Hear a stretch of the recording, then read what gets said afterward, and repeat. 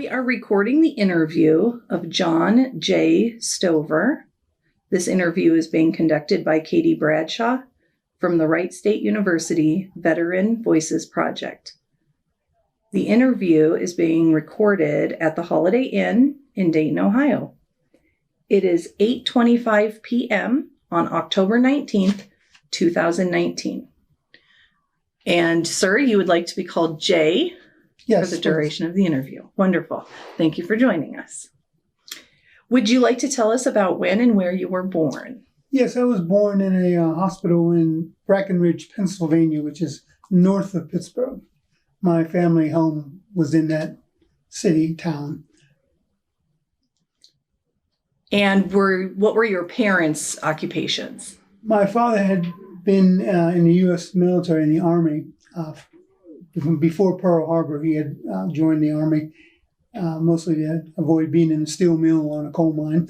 And he was stationed in a number of places around the world, so he was interested in that. But I was born between one of his leaves, when they came home from overseas. So 1947 was when I was born.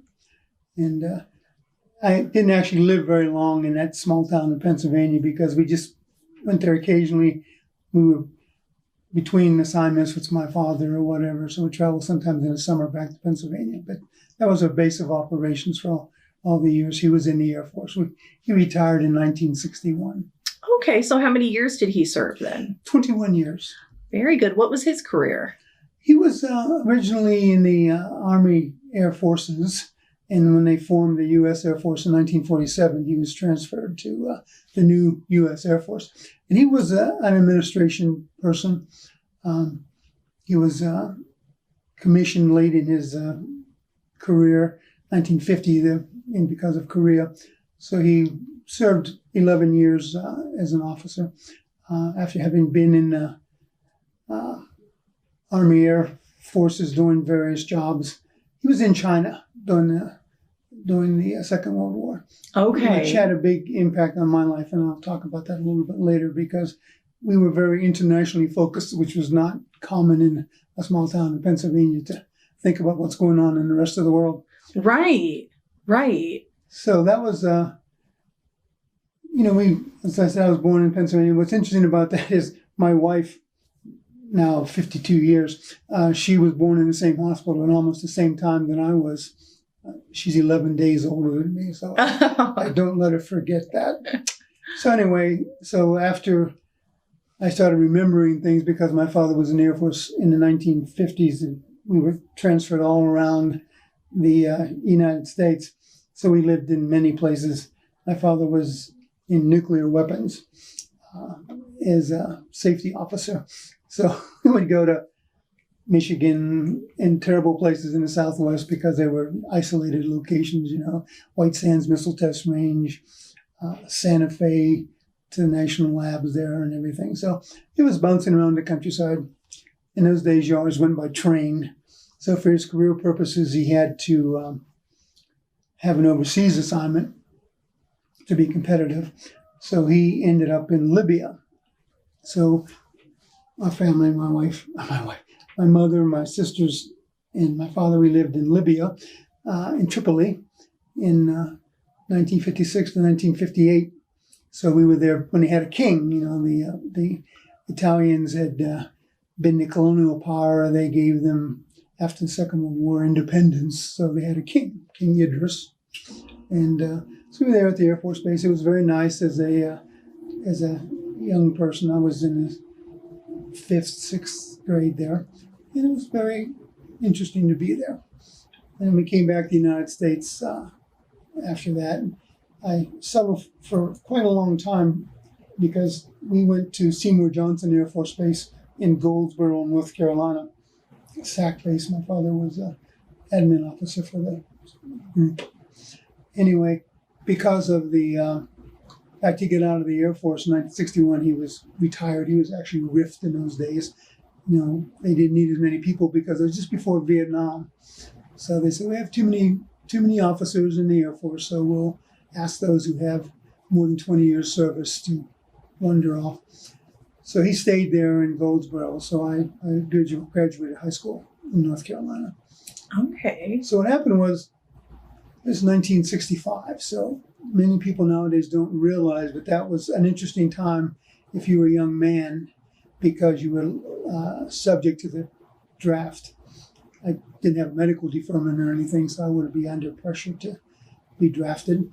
So we had several choices. One of the choice I chose to take was I said, well, if I wait and I'm drafted, I would have no opportunity to decide what I really wanted to do. So I thought, well, I'll join the Navy.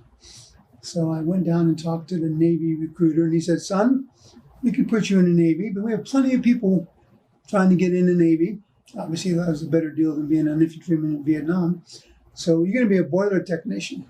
I said, I don't want to be a boiler technician. That's one of the least interesting jobs ever possible for me, down in the bowels of a ship, putting oil into the boilers. I said, I don't think so. So he said, well, too bad. So I went and talked to the Army recruiter, and after having taken the tests, I was eligible for any job in the Army. So I looked at the various things that were offered, and I said, I think I'd like to be doing something in a technical sense. So I signed up to be a Nike Hercules missile radar repair person. So that'd be a very interesting job because high tech, stuff like that. So off I went to go in the Army after high school graduation, 1965, summer of 65. And I got to Raleigh, where they have the Armed Forces entrance processing station. And this Army Staff Sergeant came out and said, son, so I see you had a very good record here. Have you ever been in trouble with the law? And I said, no. He goes, why don't you come talk to me? So he talked to me about the Army Security Agency. And said it's a very special organization that has very high standards, and you're eligible to join. We'd like to have you come work with us. And by the way, what would you like to do? Here's a list of jobs. So I looked at the jobs, and they were all, of course, intelligence-related jobs. And knew I had a facility with languages. So I said, I want to be a linguist. So here's 25 languages. Which of these languages would you like to study? So I looked down the list, and it said Italian and German and French and Spanish and some more exotic things. And on that list was Korean. I thought, I think I'll study Korean because very few American soldiers are going to be Korean nationals. Therefore, I'm going to have to compete with somebody who's a native speaker, like maybe Gonzalez or Ciccarello would be speaking Italian. I'm going to give you a native speaker of the language. So they said, okay, sure, why not? So off I went to basic training, and when I graduated from basic training, I was indeed picked up for language and went off to Monterey, California, to the Defense Language Institute. 1 second. If you don't mind me asking, what did you think of basic training? Basic training. Well, basic training was basic. And because I'd been around the military all my life, I found it quite straightforward. A little bit of a physical challenge, obviously. And it turns out that, I thought it was an interesting experience. It was because it was a draft-induced period of time. We were called draft-induced volunteers. We joined in lieu of being drafted. So we were regular Army. If you were a regular Army person who volunteered, you had a serial number that began with the letters RA for regular Army. If you were drafted, you had a serial number that began with US. And there was a big difference between an RA and a US.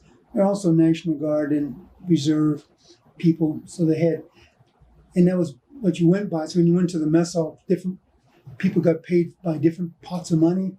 So the RA and the US and the ER and the NG were all a little bit different. So was there different treatment? No. It's just that, it was interesting because I went to Fort Jackson, South Carolina for basic training. And the catchment zone for Fort Jackson was the southeast of the United States in Puerto Rico. So we had a lot of people that were kind of mooshed together that normally wouldn't have been, socially dealing with each other. And it was was actually pretty good. This is a tough time in the military. The United States in 1965 had a lot of problems with racial concerns because we had big cities in the South like Atlanta and places like that. We were probably 25% black. We were 20% Puerto Rican, and then people from the hills of Virginia and West Virginia. It's very interesting, and I thought it was quite fascinating. People got along very well. And I know there were some challenges later on, but at the time we were on the same boat, and I think that was good. And from the point of view of that, it was, people had not been exposed to the military before, had a little bit of a harder time because they had to sort of figure out what was going on. But I would say it went pretty well. So we had 8 weeks of basic training, and then we all went to different places. Because of the way the Army was organized in those days, different basic training centers specialized in different skills.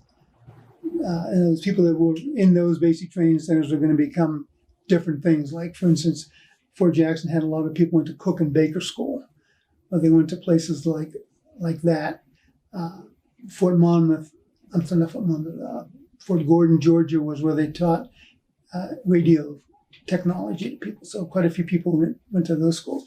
But because I was already designated for the Army Security Agency, we were separated out from the rest of the people when it came time to be given assignments because we already had our assignment.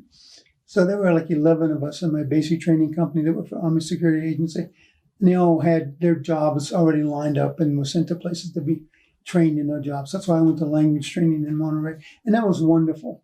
Although many people had been tired of being students, either had high school, they were done with high school, or they were even, we had quite a few college students that probably ran out of money and ended up joining the Army the same reason I did, in lieu of being drafted. So we had a pretty good bunch of people. So language training is a very interesting experience for people.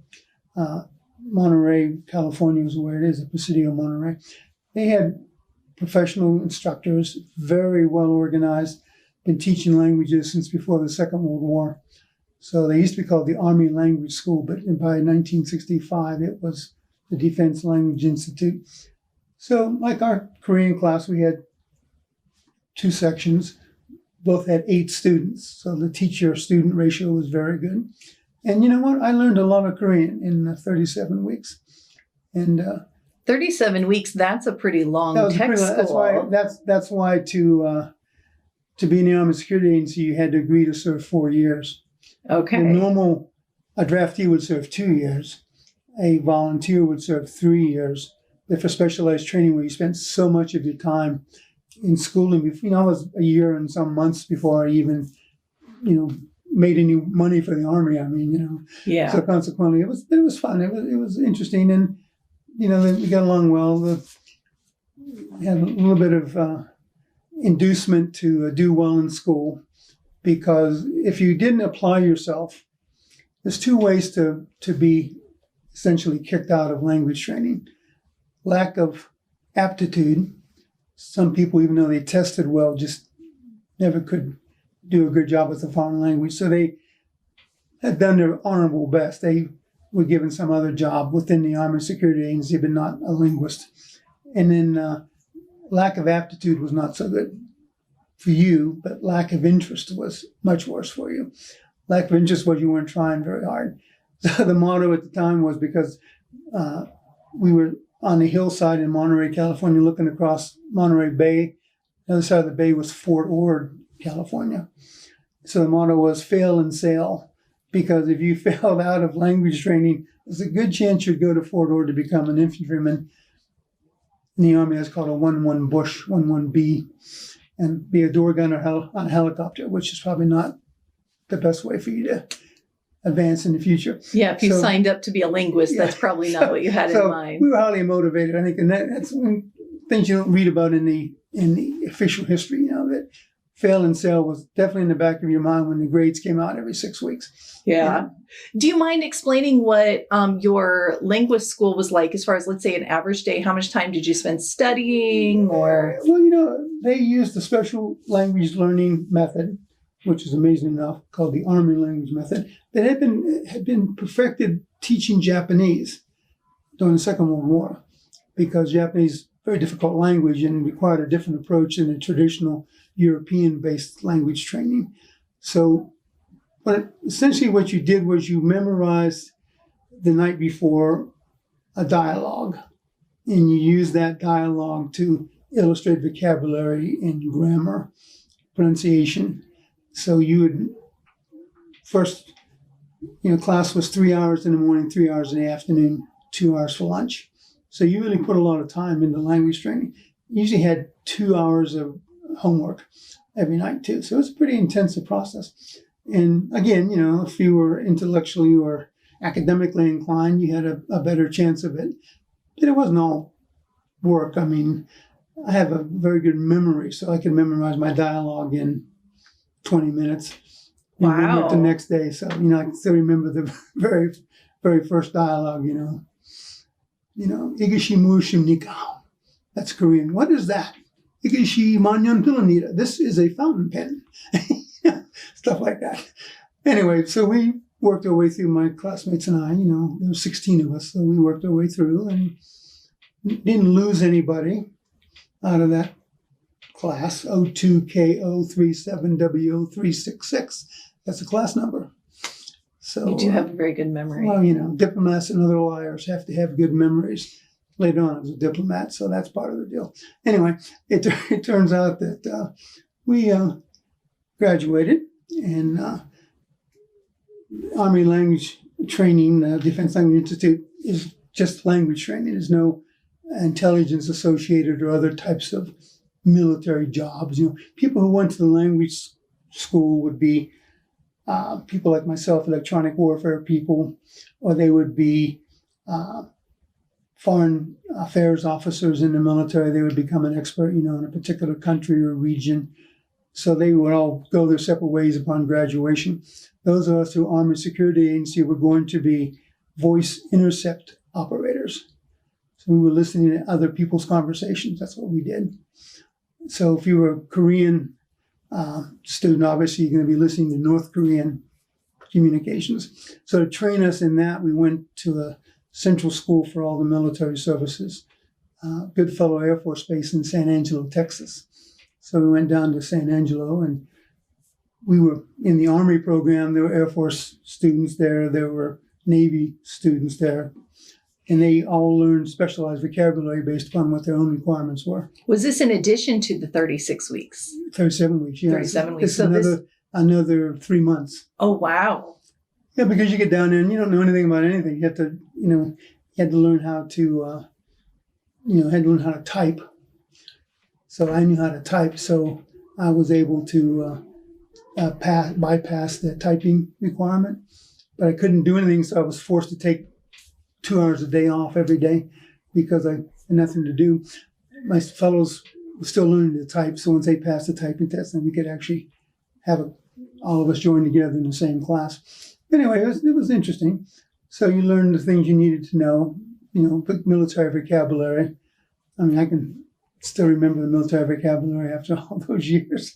Hard to work into a conversation, social conversation, but I do know that the Korean for instantaneous fuse fragmentation shell, so how, but that's what you did. And if you were, in language school, if you were Air Force, you studied a different kind of a thing because you had to be able to understand Air Force terminology. Plus, fighter pilots tended to wear throat mics with an oxygen mask. So it doesn't sound like anything at all. Even if you were a native speaker of the language, you wouldn't understand what they were saying because they'd go, oh, echelon right. That's what that means. Because, just the way it didn't come across very well because they wore a throat mic because the noise of the engine would drown out a regular microphone. That is interesting. It is interesting. So those Air Force guys they were treated separately. They were locked up at night because they were crazy, having been exposed to all this stuff all day long, whereas we didn't have too much trouble with that as Army linguists. So we graduated from our language. It was called, what's it called? I'm not sure. We were awarded the MOS, the Military Occupational Specialty, upon successfully completing the requirements of the course. So As a linguist, you were an O4B in the Army. That just meant you'd gone through language training. As an Army Security Agency person who was a voice intercept operator, you were a 98G, followed by your language. So when I graduated from Goodfellow, I was a 98G 2L46, because 2L was second level and 46 was Korean language. But the good thing about this, and the Army looked after us very well, because since we were linguists and graduated from language school, we were promoted automatically to E4, which is a pretty good deal. So, when you join the Army, you're an E1, first enlisted grade, and then maybe in 8 months you would become an E2. Maybe in a total of almost a year you become an E3. Well, I was an E4 after only 14 months. So the Air Force treated us as if we were NCOs. We got a much better deal than Air Force linguists who weren't promoted to E4 upon graduation from language school. So anyway, so we were very good for Air Force Base, and then we graduated and off we went to Korea. And I have to emphasize the fact that the language training was very good. I left knowing reasonable amount of Korean, reasonable amount of Korean history, cultural understanding, historical setting and understanding, had been introduced to the why Koreans and Japanese don't like each other, and all that sort of stuff, which is very important. The cultural milieu is very important. So anyway. Did you take all of this in stride, or did you have moments of feeling overwhelmed or really excited, or why did I do this? That's interesting. The answer is no, because it was so much fun. Really. You're getting treated very nicely. We had the best quarters we had in the Army up until that point at Defense Language Institute. 2-man rooms, air conditioned, very nice. But some people had a hard time. People that could not focus were the ones that weren't successful. And of course, we're all 18, 19, 20 maybe years old. And some people just didn't buckle down and do it. So, but again, Korean was so, it's funny. I'm not sure most people didn't choose Korean. So it isn't like they self-selected to understand Korean. They got slotted in because you needed a certain number of different languages. But they became intrigued with it. And I really admire our instructors because they were, of course, native speakers of the language. And all of them, this is 1965, 66. So they had all grown up under Japanese occupation. So they had a tough life. And getting to come to the United States and, being treated with dignity and everything made them exceptionally motivated and highly interested in making sure that we knew as much about North Korea as they could impose upon us, because they knew what bad guys were.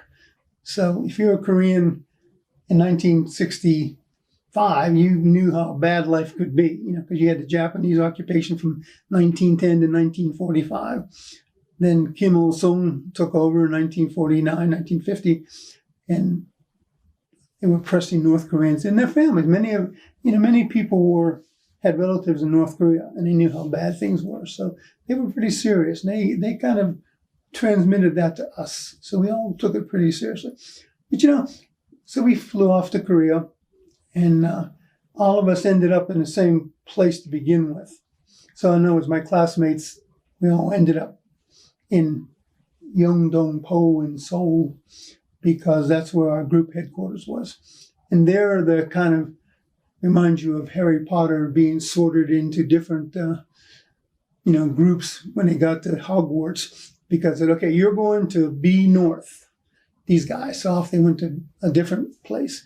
You're going to this place. So I ended up with 2 of my colleagues being sent to the ASA facility on an island in the Han River estuary, and called Konghwa-do. Do is island in Korean, so Konghwa Island.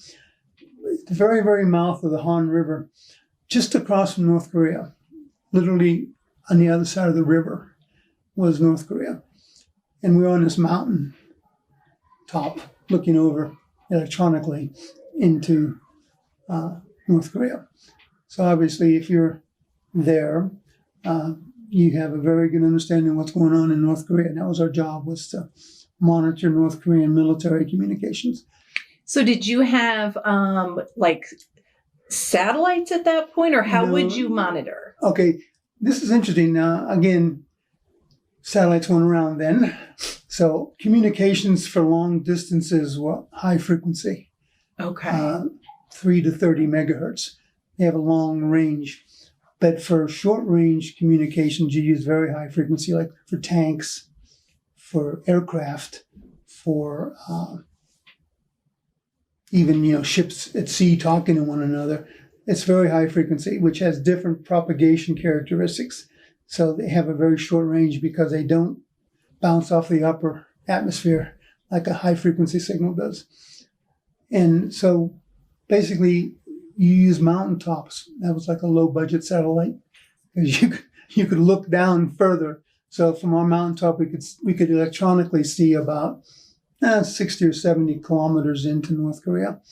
Well, that was important because what we were doing was monitoring the communications of the North Korean army across from the South Korean troops and the American troops that were on the DMZ, the demilitarized zone in Korea. So when they're doing tank exercises, when they're doing artillery exercises, when they're, doing combined arms exercises, we were keeping track of how well they did and how effective they were and the problems they had and the things they didn't have problems with, and trying to make sure we knew exactly what was going on so that we could understand and help advise our own troops what to do to protect themselves in the event of war. War was always a consideration. We were SOL. We would not be in good shape if the North Koreans decided to come across. All they do was ford the river, and we were cut off. We couldn't get anywhere, so we were all dead. So that kind of focuses your attention a little bit too. Yeah, did you feel kind of vulnerable?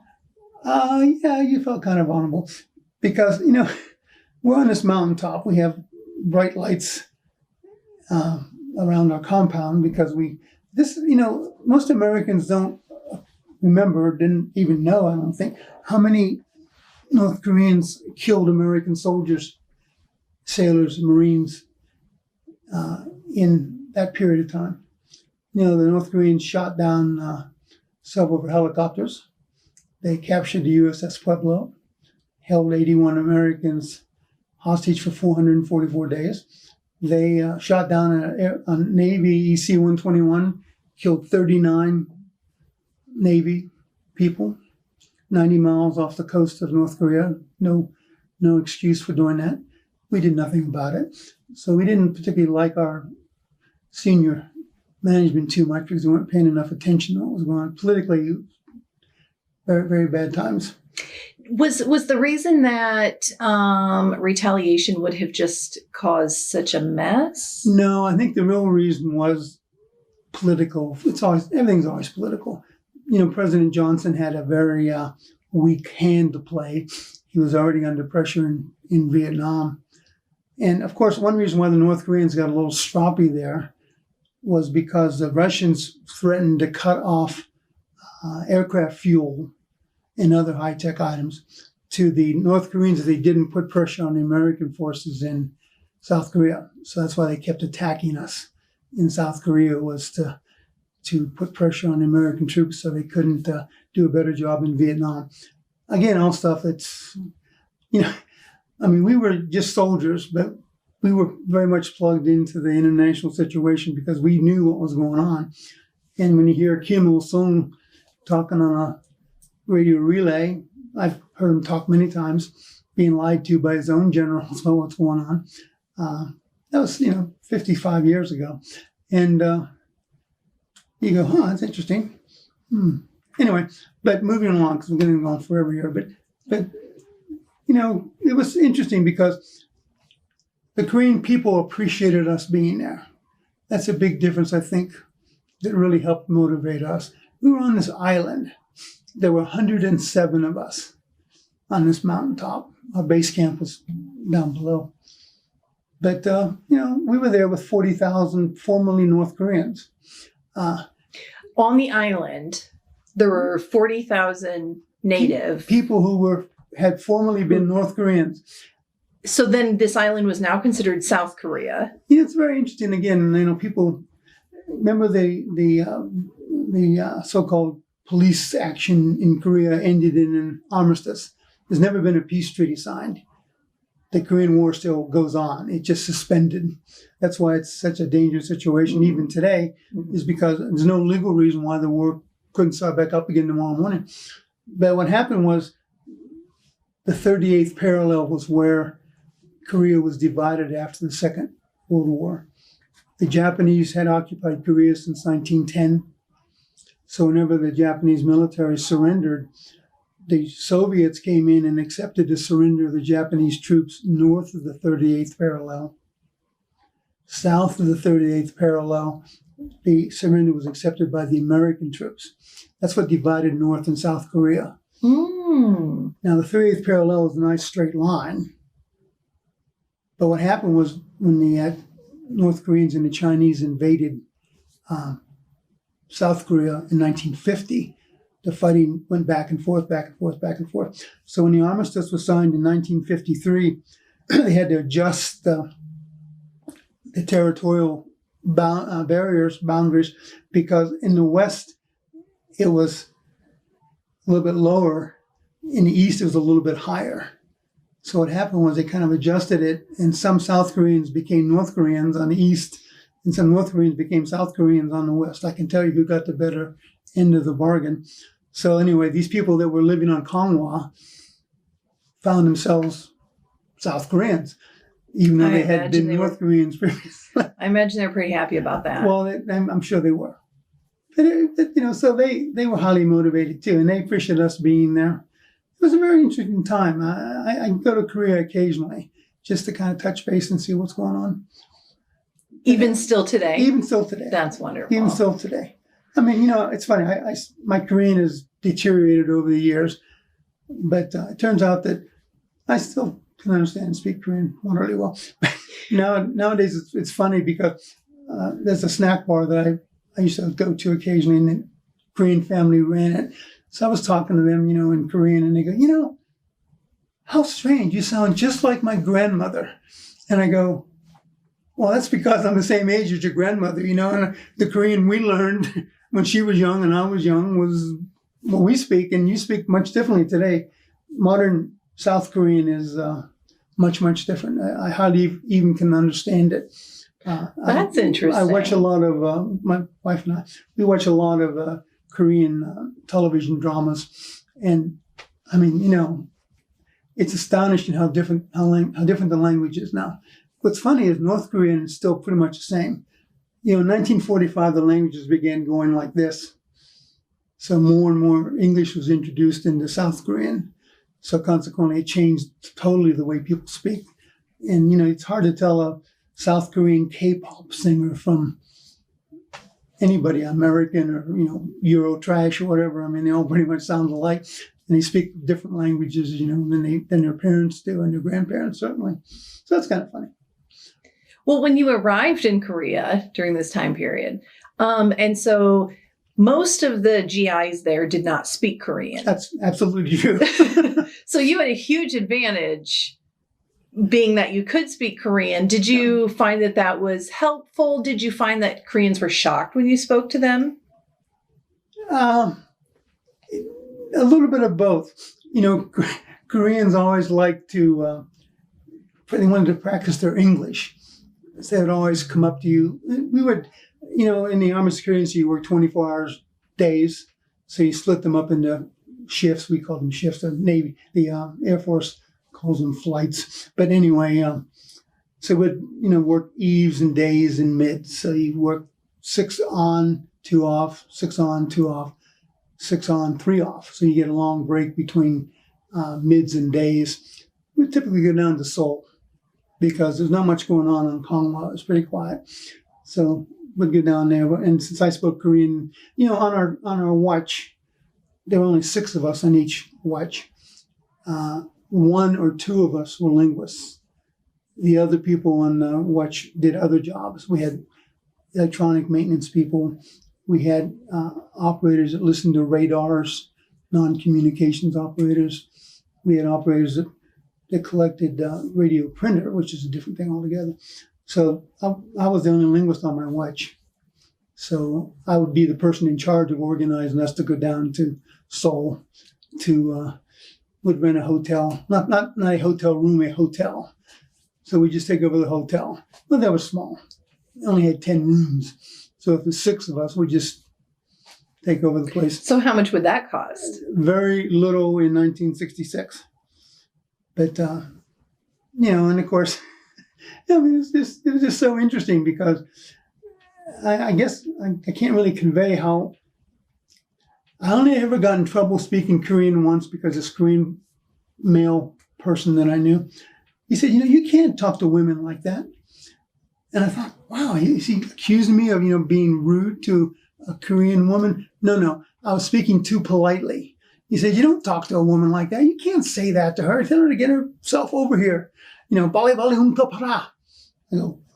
I said, ching, oh, shupshio. No, it's too polite. I'm really sorry. I apologize. So anyway, but that's just the way it was. 2,000 years of history, you can't just overnight change it. I speak Japanese and Chinese too, so it's quite similar in all those languages. But anyway, but Korean, was most American soldiers hated Korea because it was so different. In other words, first of all, the military situation there was very perilous all the time. You're always worried about things. You never had enough supplies because Vietnam was taking away all the supplies. So we had sometimes not enough food, particularly on our island, because the only way to supply it was by boat across the river. Couldn't use a helicopter because North Koreans would shoot them down. We were within the no-fly zone in the DMZ. So when the river froze over, as it did sometimes, pretty tough. But anyway. So a question I have out of curiosity. I've always wondered when I've traveled somewhere else, what are people around me saying? Did you ever overhear some things that made you shocked or laugh? Or No, it's funny. Never in Korea. Been in China all the time. I might have some time to go talk about China a little bit. But anyway, Koreans are very, okay, you have to understand they were occupied by a foreign power for all those years. So people always held their cards very close to their vest. Because if you ever study the history of Korea, from about 1890 on, the Japanese just ran things in Korea. Hadn't formally taken it over until 1910. They had secret police komite. The Japanese secret police were already in place in Korea. And if you spoke Korean, you would be in trouble from the Japanese. And that's why all of our professors in language school, they couldn't count in Korean. They had to think about it in Japanese first and then translate it to Korean because they learned in Japanese. And that's interesting. It is interesting. But, because my favorite instructor was Kuk Sunja. She's a nice lady. But, she always had a hard time because she never could think of how to count in Korean. And, of course, North Koreans had the same experience, but there weren't so many Japanese in North Korea. You have to understand what the Japanese did. The Japanese decided, as the colonial occupier, that they would turn North Korea into the industrial heartland because there's a lot of hydropower in North Korea. No flat ground, mountains. That's why North Korea can't feed itself today, is because there's no agricultural land there. They always had to import food from the South. The South was pretty much flat, best farmland. So the South was the breadbasket, North was the industrial base. Well, when you split it arbitrarily after the war, North Koreans couldn't eat steel. South Koreans didn't have to have steel. They could eat food, And then that's why South Korea has done so much better than North Korea over the years. So not just a leadership issue. Well, it's probably 92% leadership issue, but still it's certainly a matter of the fact that they just don't have any ability to grow food.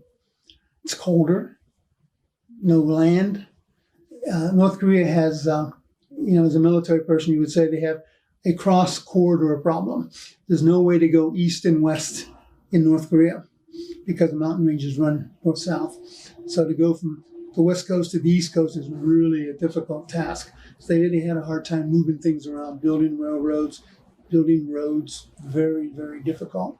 So they just never got a good start. As long as they had railroads going into southern Korea, I should say, they were okay. They could move stuff between Pyongyang and Seoul and get products north and south. But once they had that cut off, not so good. Anyway, so the tour of duty in Korea, even today, is still 13 months. So, I got there in September of 1966, September of 66, and I left in November of 67. So, and when my time was up, I had asked to, I was changing my job. I wanted to broaden my horizons a little bit. So I became an analyst, a radio traffic analyst, which is a different sort of skill set. So that training was at Fort Devens. So I went off to Fort Devens for 6 months. I got married to my high school, actually my elementary school sweetheart, and went off to Fort Devens, Massachusetts. And you mentioned that you watch television, your wife and yourself, mm-hmm. and it's in other languages. Mm-hmm. Is she as skilled as you in foreign languages? No, but she likes, we, throughout our life together, we've spent much time overseas. So we don't really think like most Americans. So, we watch Korean dramas, we watch Chinese dramas, we watch British television, all kinds of stuff. Because we just are used to doing that kind of stuff. All of our friends are from all around the world. But anyway, so she was been a good helpmate. She speaks, studied Chinese together. Her Chinese is okay. But anyway, so went to traffic analysis school at Fort Devens. I'll kind of speed this up and not get carried away here. But so we went from Fort Devens, Massachusetts. There were 32 students in my analytical class. 31 of them went to Vietnam. I had just come back from overseas, so I didn't go to Vietnam. I had another assignment, so I went to Vint Hill in Virginia, which was an old World War II Army Security Agency facility that used to collect German submarine communications. So that was their job during the Second World War, was following German submarines and direction finding them, because this admiral in charge of German submarines told the captains they had to surface every day at noon local time and send a position report.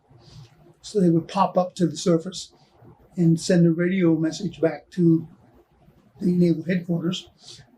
Well, noon is at different times around the world, but so that meant from about 5 minutes before the hour until 5 minutes after the hour, there were submarines someplace transmitting their position reports. So we had these big antennas there that collected the communications, and they would be able to direction find the submarine. So you knew that this submarine, the communications were encrypted, but you knew that a submarine broadcasting from that vicinity at that time of day. So you could advise the convoys or hunter-killer groups either go there or don't go there, depending on what your job was. So that was interesting. So moving along, German submarines weren't so much a problem. They used to collect other things, but HF communications went around the world. So you could do a lot of collection against South American countries from Vint Hill. That's why the Soviet Union in the old days was surrounded by signal intelligence facilities, was because it's the only way you could look inside the Soviet Union was to listen to radio communications that went long distances. So they had to have sites all around the world. So the Army Security Agency, my hat says I'm a Cold Warrior. Cold War veteran. Cold War veteran, because that's what we did. We were formed after the Second World War.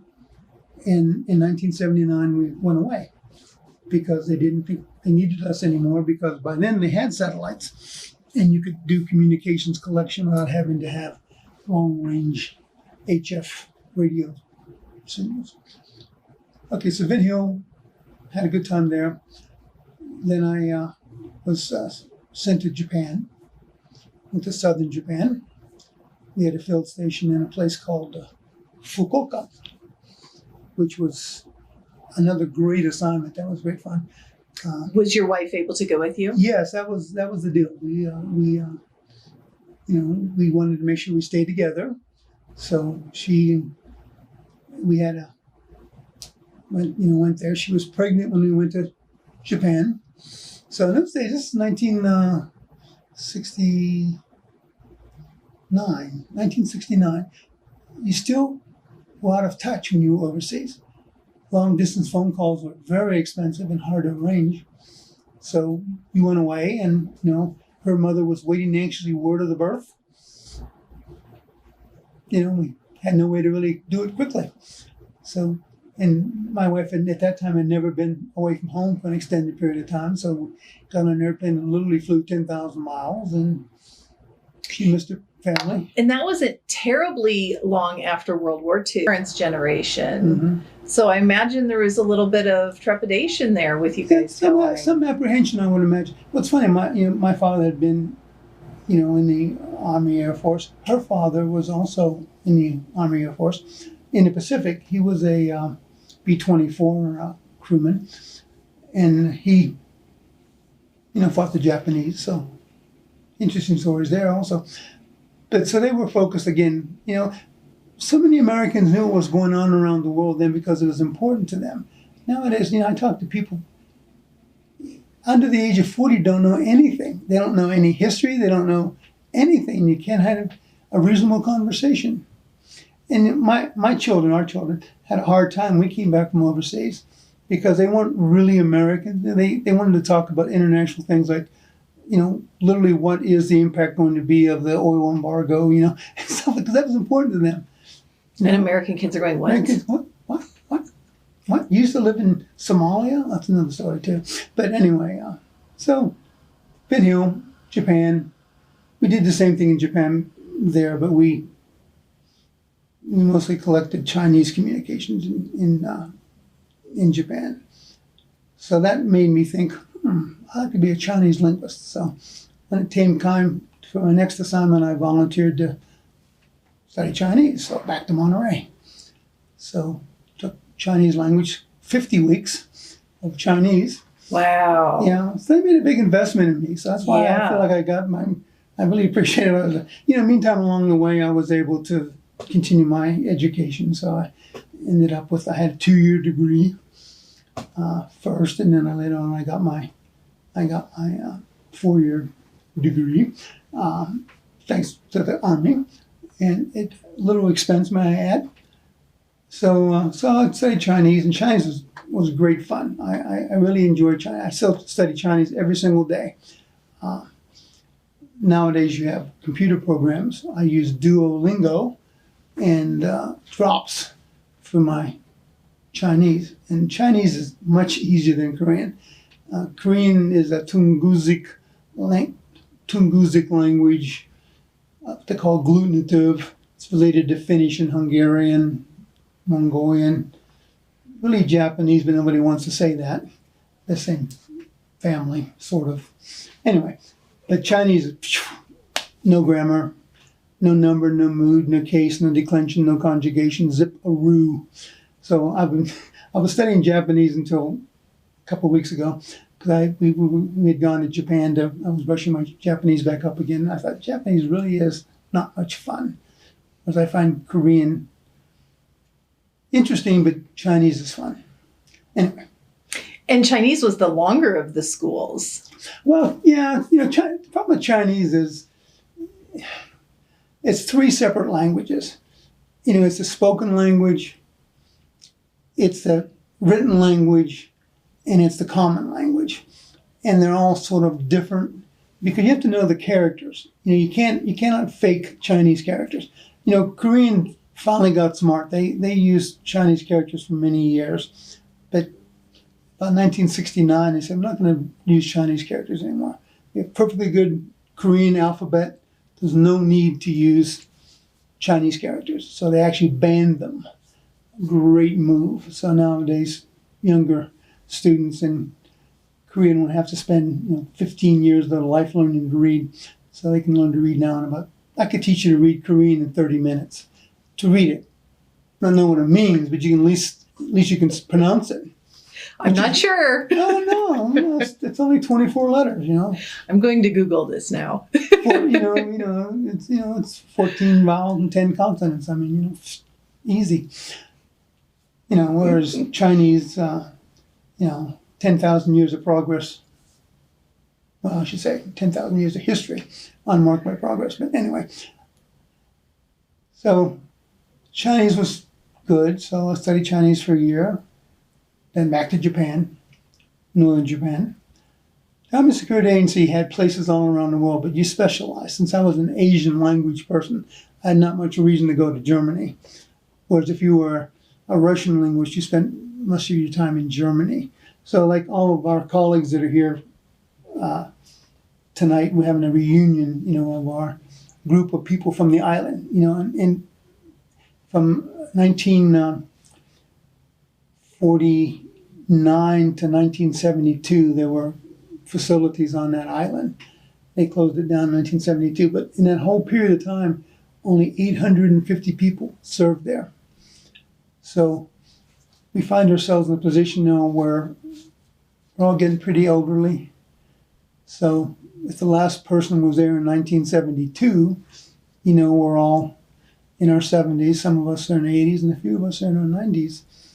So kind of fading out. In terms of the military, because so many people will go to one location or deploy or go to a base, that really is a very unique experience you all share then for a small group of people, really. Yeah, no, it would only ever, like I said, no more than 100 of us at, there at the same time. So anyway, so I've been rambling on enough, but let's kind of, but it's interesting. I've always enjoyed life. I always grew up wanting to understand why. I had my step maternal grandfather was not very close to me really, but he gave me two pieces of advice that I really treasured over the years. The first piece of advice he gave, actually it's 2.5 pieces of advice. He said, there's two kinds of jobs in the world. One job where you take a shower before you go to work, and one job when you take a shower when you get off work. Make sure you do the former, not the latter. Okay, that's kind of interesting. Then he said, don't be like me and regret the things that you didn't do. He said, you can always regret the things you did, but don't regret the things you didn't do. Make sure you do them. So you don't find yourself, at age whatever, thinking, boy, I really wish they would have done that. So I am have been a bit of an adrenaline junkie, so I've always done all the things that are kind of different and fun to me. But then you'll go, what, are you crazy? What are you doing that for? You definitely sound courageous. Well, there's moral courage and there's physical courage. And, later in life I had to demonstrate moral courage. Physical courage is easy because usually by the time you think about it, it's already passed, But moral courage is doing the same thing when other people don't think you should do that. That's hard. But anyway, so Chinese was fun, and came back from northern Japan, which is interesting. We had 2 children. One, our daughter was born in southern Japan. She was made in USA, but launched in southern Japan, and our son was same thing, but launched in northern Japan. So they were both born in Japan, but of course can't become a Japanese citizen. There's no dual citizenship, so they're Americans. They have a Foreign Service Form 240. It's a birth certificate. Report of the birth of an American citizen abroad. Were they born in a military hospital? Yes. Yes. Exactly. In Air Force hospitals. Anyway. I imagine those were very exciting times. They were very exciting times, we've talked to our children a lot about this because they had so many unusual experiences, and they claim they really enjoyed them. And I was the same way because, since we traveled all around, my sisters and I, both of my sisters married military people. Because that's just the kind of lifestyle you sort of have. People, you're so kind of simpatico, you sort of have a little more of an outside view of the world. It's funny because many people think military people are iconoclastic, and they just, they're not very smart. I mean, it's really amazing how many people think that. I had an ambassador one time tell me, you're pretty smart, for a military person. I go, well, thanks a lot, sir. Anyway, but that was kind of funny. But so we came back from Japan, and I was assigned to. Skip a step. So in Japan, because I've been a good soldier and studied hard and did all kinds of right things, and I always was very focused on improving myself, which meant taking correspondence courses. If you're on a mountaintop, no television, didn't drink, didn't smoke, spent my time taking Army correspondence courses. So I was selected for warrant officer, which many people would tell you is the best possible job in the military, is a warrant officer, because you are an expert in a particular field, and you wouldn't be an expert if you didn't like it. So the fact that you don't have to be the Connex control officer, you don't have to have other duties as assigned. I was a linguist, so I'm in charge of linguists, and I tell linguists what to do and train them and everything. So it was kind of fun. So I got picked up as a linguist, but the downside was, as I picked up as a warrant officer, appointed a warrant officer, we had to come back from overseas, and I was sent back out again to Korea because, well, I am a Korean linguist. How many Korean linguists are there in the U.S. Army? At that time, there were 11 of us in my particular field as a warrant officer. So I was a voice intercept technician, a traffic analytical technician. So I'm in Korea and in charge of linguists and an aviation company. So we had a good time. So your family was with you? No, they weren't. Because Korea, 95% of all the assignments are unaccompanied. So that was tour number 2 to Korea. So was it 13 months again? 13 months again. So I'm in Pyeongtaek.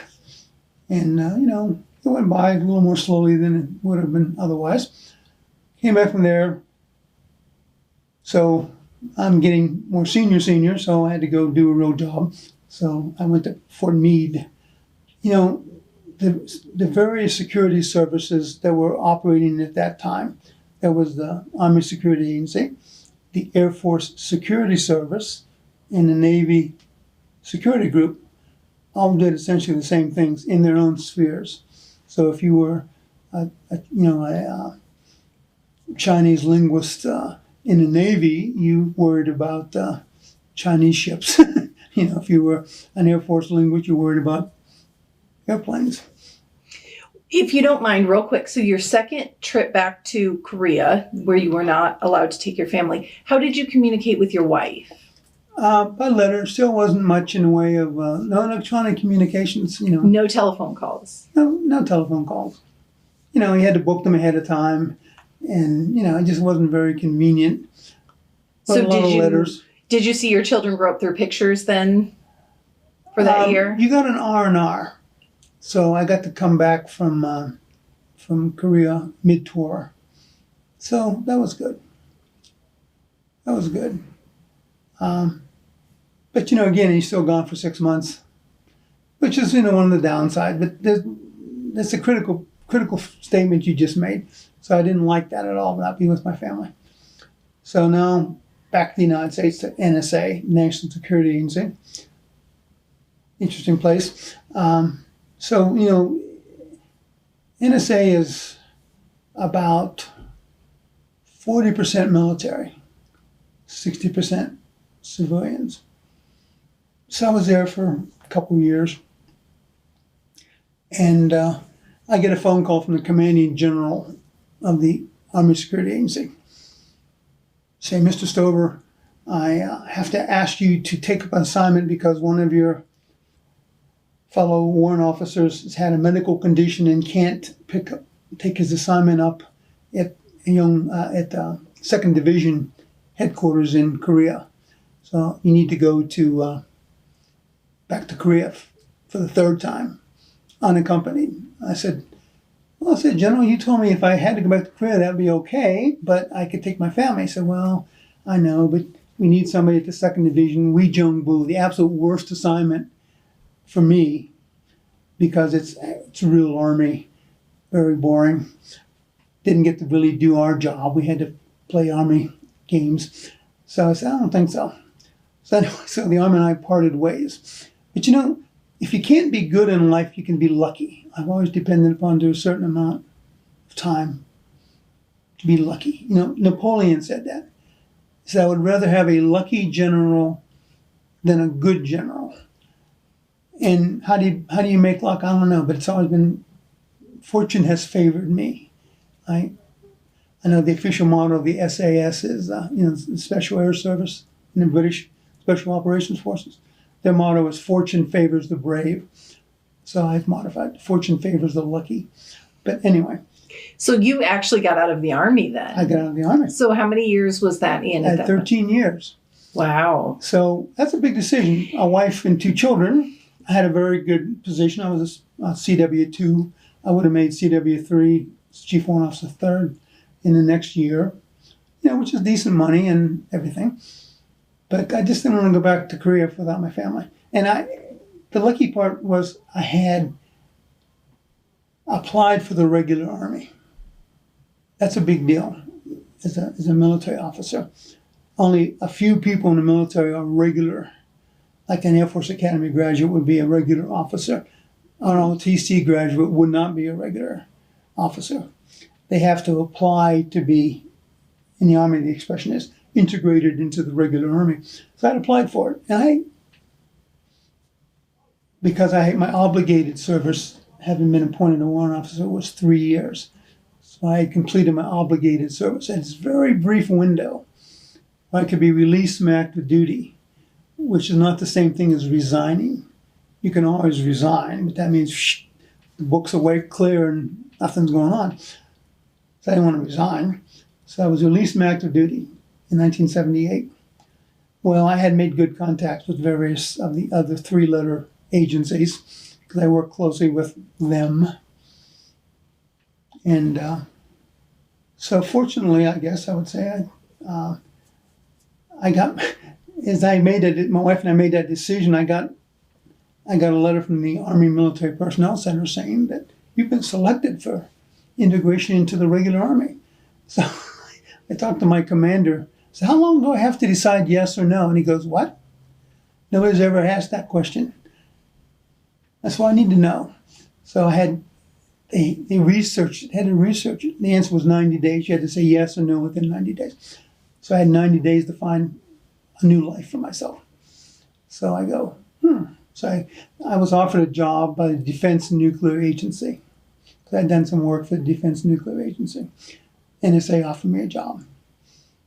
And because I had done some work with the CIA, they also offered me a position. So I go, which one of these do I want to accept? So I said, okay, I think I'll take the CIA position because it seemed interesting. Lot of backstory there, but don't worry about it. But so I said, okay, I think I'll do that. So I applied, to all 3 because you have to copper your bet to make sure that you actually get accepted by somebody because you don't want to be, unemployed with a wife and 2 children. So anyway, so I was released from active duty on the 31st of August, 78. And it takes a while to process everything. So fortunately, I got a letter saying I'd been accepted and offered a position with the CIA. But political tomfoolery, that was one period when they had a freeze on federal appointments. So I go, great. So now I've got no job, and I don't know when I can start this job. So I went down and I applied for unemployment insurance back in Pennsylvania. This I think it's kind of a funny story. So you have to go down and sign up. So nowadays you can't get unemployment insurance, unemployment if you voluntarily leave the military. You can't get it. So I didn't realize that. Yeah, they changed that because they said, hey, you had a job, you quit. If you quit, you don't get unemployment. If you're fired or laid off or whatever, that's okay. You just can't walk out the door and get unemployment. Okay. So I went down and I filled out the paperwork, and the employment counselor said, "You were making $17,000 a year. That's more money than I make now. Why did you leave the Army?" He said, "What? You're a Chinese Korean linguist? How am I going to find a job for a Chinese Korean linguist?" I don't know. That's what it said, So I got $156 a week, but you had to go down and sign up for it every week, and you had to answer the questions like, "Have you been looking for work?" Yes. "Have you turned down on any work?" No. "Have you gone on interviews and never we've given you, a lead?" You haven't given me any leads. Anyway, so the freeze is off. I get an offer letter from CIA saying I can become, it's called EOD, enter on duty on the 23rd of October. So I go, okay, so it's now September.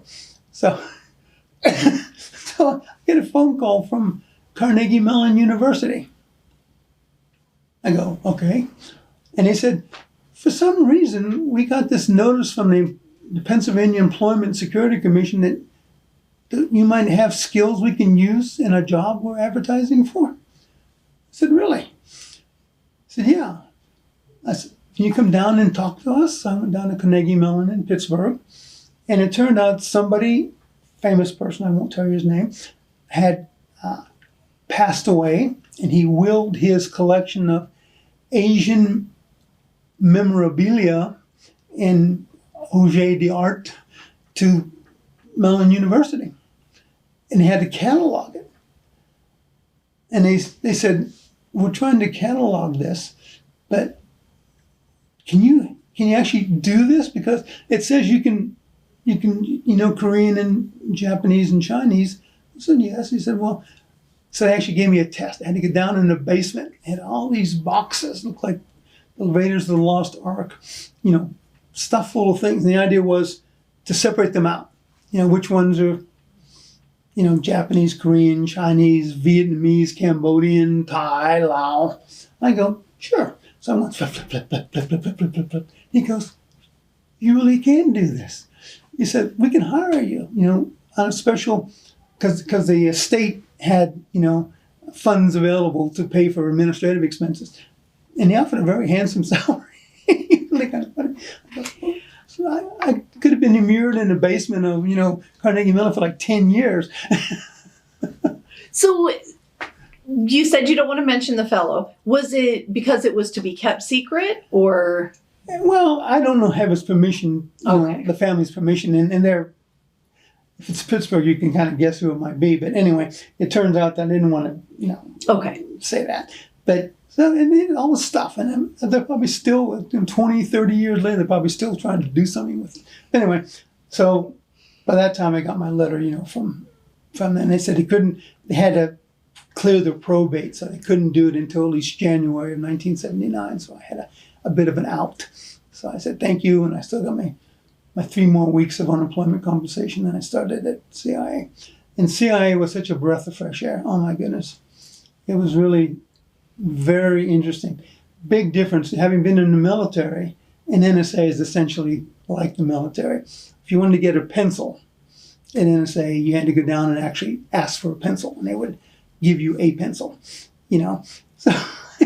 I go down to the agency, and they go, okay, you need to get your desk set up. So just go down to the storeroom, get what you need. You walk in, and there's all the stuff, you just pick up.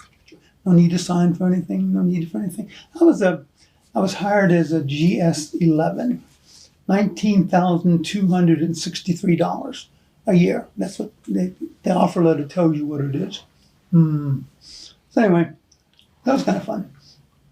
And I'm there for a few months in school, because I always ended up in school. So I was going to school to develop the skills that I needed to have to do the things he wanted me to do. He said, you got to go on temporary duty. I'm going to send you to this country, and we need you to go right now.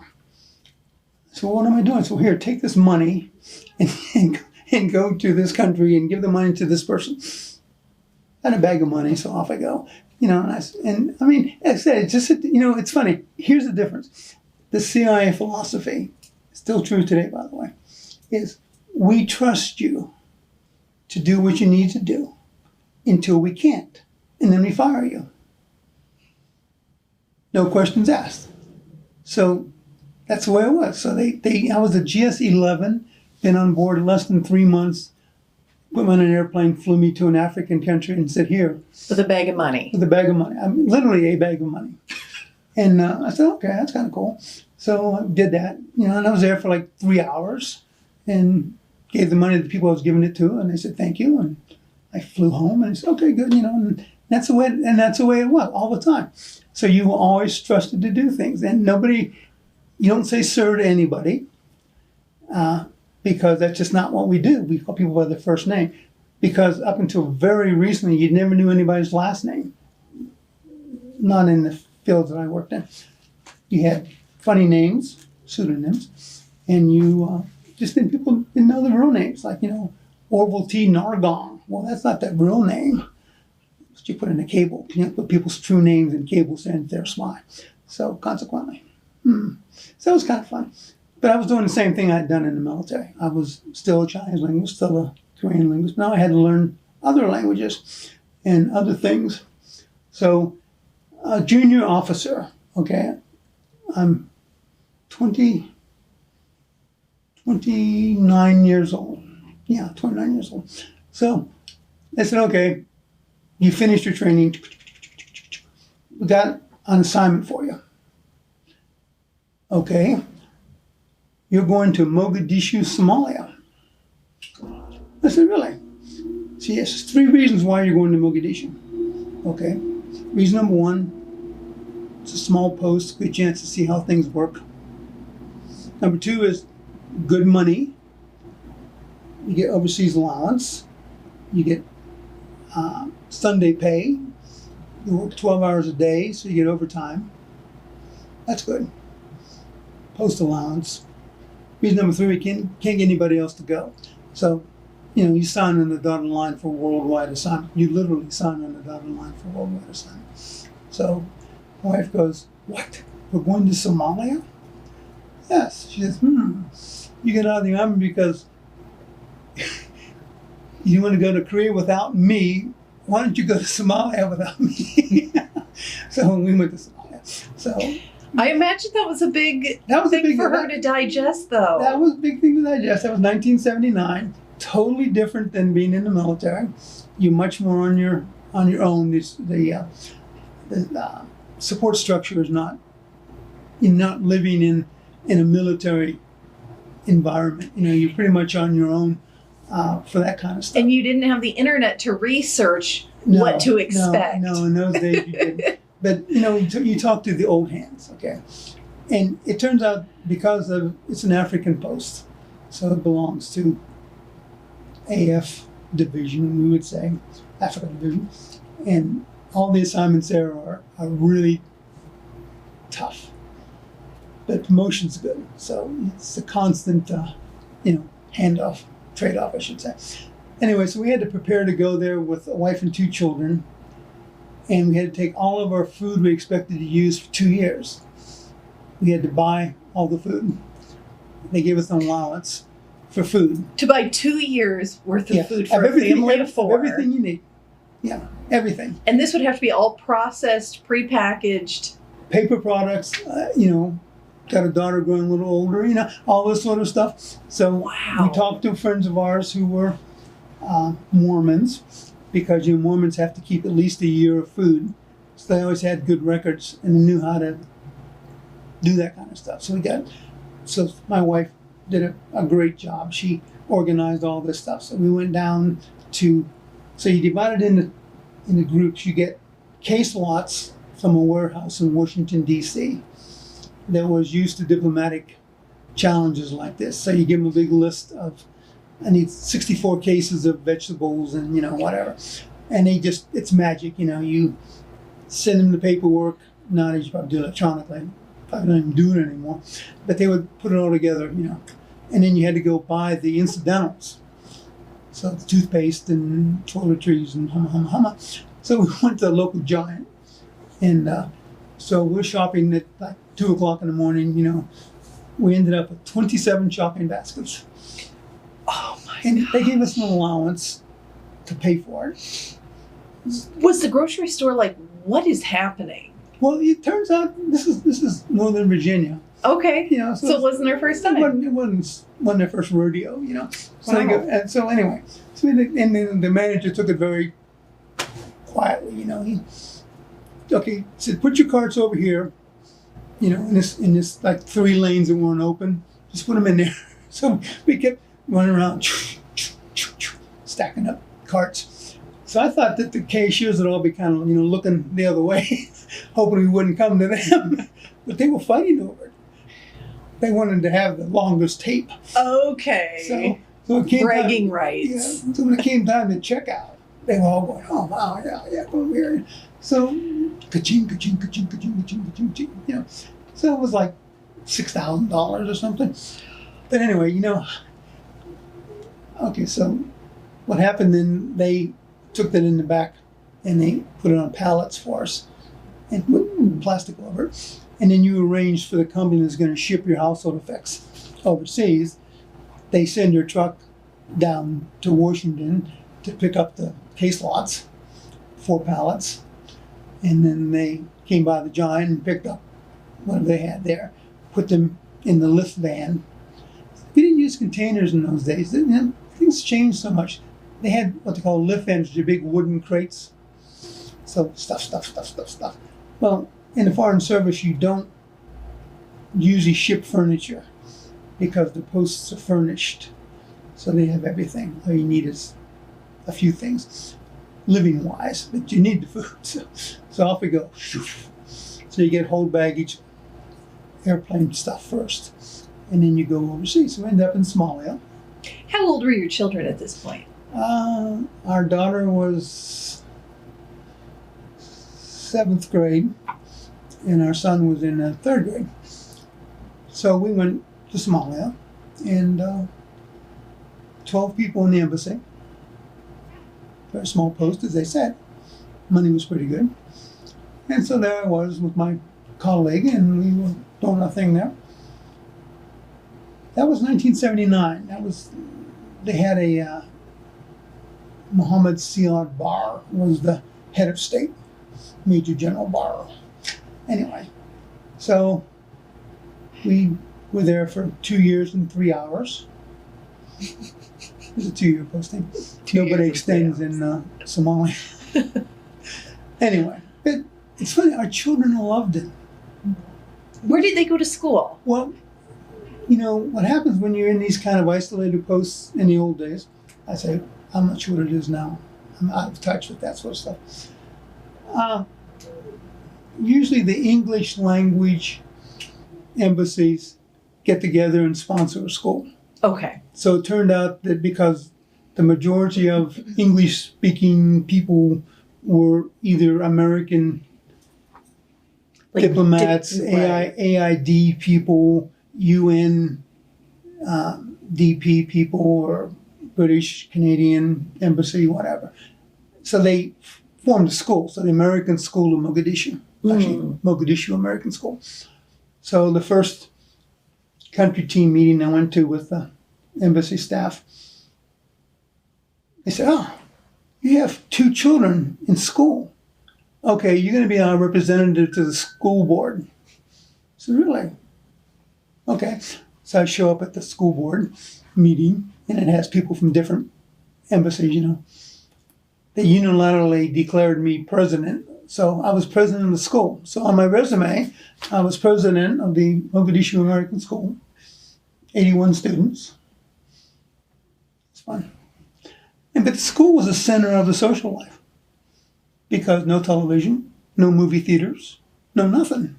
So the kids and subsequently their parents were the ones that were kind of bloomed together by the by the school. Who was teaching then? Who were the teachers? Well, one of the jobs of the president was to engage teaching staff. So they would end up being, for the most part, people who had educational attainments that were in the community. So like UN people or their spouses, typically women, not always, would be school teachers. But you always had to have certain jobs that were hard to fill because you wanted to have an upper division science teacher. You wanted to have English as a second language certified teacher. So those ones you had to recruit. That was always a challenge, getting people to volunteer to come to Somalia when you couldn't pay them an awful lot of money. But anyway, so that worked pretty well. So the kids liked it.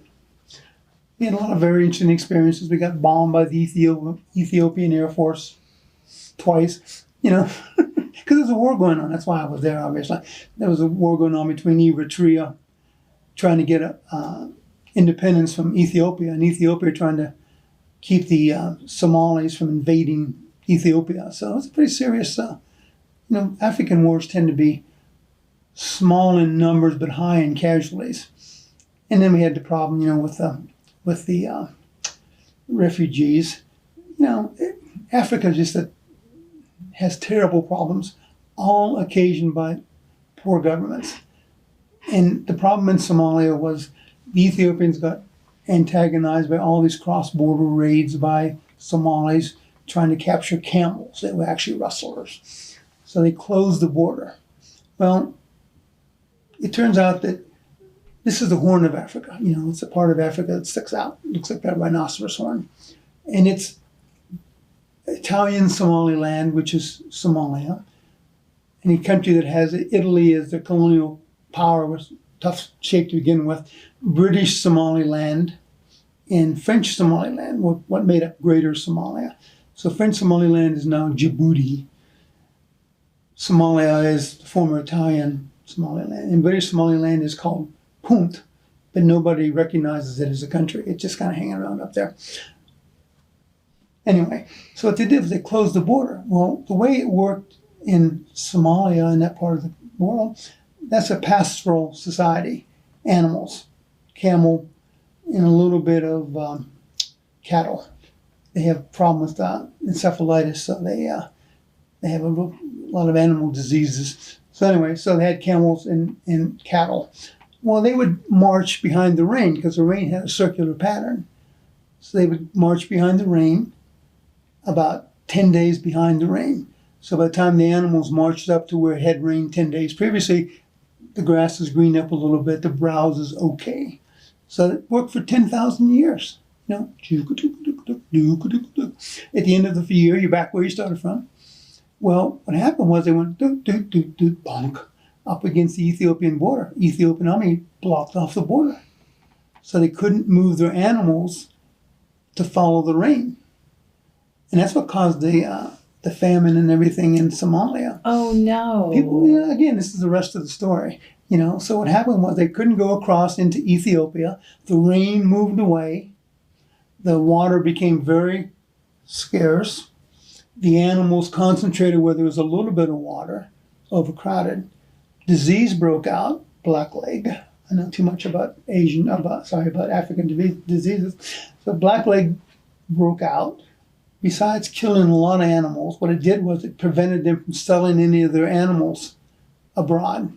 The only export market for Somalia was live camels to Saudi Arabia because they were raised on browse. They weren't fed in controlled conditions, so they tasted like granddad used to eat wild raised camel. Well, they couldn't export them, and they couldn't even export the hides because the disease is carried in the hides also. So the entire economy collapsed. Now they got no economy. The country just collapsed. And that's what caused the long-term problem. Finally, we left in 81, and by 1983, the entire country just collapsed. And that's why it's chaos today, is because, the warlords fought over the place and whatnot. So that was Somalia. Anyway, but I would just end by saying that other things happen over the years, just very interesting. And at the time that these things were going on, your children were old enough to be aware. I imagine they were overhearing conversations in the home. We talked about it because this is what you talked about. I mean, they knew all these people who were range managers for the UN food program. They knew people who were, missionaries. God save us from missionaries. They knew Peace Corps volunteers. Locked them all up. Peace Corps volunteers caused so much trouble. It wasn't hardly ever worth it. Fortunately, one of them got eaten by a Nile crocodile, so it kind of cooled the interest in going to Somalia. But anyway, that's an interesting story too. But anyway, so the kids were focused on that kind of stuff. And they knew the difference between this and that and the other thing. They knew you can't wish an economy to be wonderful. They know that you don't waste food, you don't waste water. What wonderful experiences for them to have as children. It redounds to today. I mean, even today, they still are different. They're all successful. I mean, our daughter, she and her husband, they have 2 children. Our son has 5 children. I'm astonished. Oh, well. Anyway, I think I've probably talked enough, but the flavor is so interesting. See, I really found life interesting. Okay, but just to finish, what have I done along the way? Well, let's see. Okay, so after Somalia, where did you go from there?